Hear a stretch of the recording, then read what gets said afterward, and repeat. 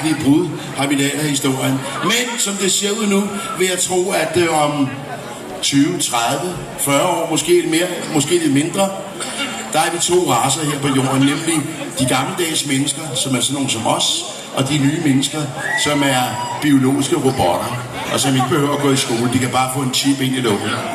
Så kan vi se, hvem der klarer sig bedst, dem eller os, om vi kan enes med hinanden. Det handler, den sang, vi har nu, den handler om det. Den handler om også at kunne elske det, der er kunstigt. Hvad enten det er børn, eller kvinder, eller blomster, eller hvad det er. Og den er også kunstig i anden grad på den måde, at da vi lavede pladen, da vi indspillede nummer, der havde vi et børnekor på 20 små drenge med. Dem har vi desværre ikke plads til i bussen, så vi har taget med på et bånd, eller en rekyl, eller CD, eller hvad fanden det hedder efterhånden.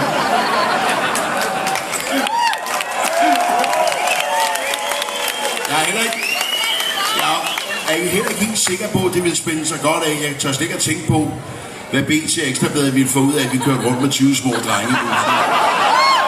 Kærlighed.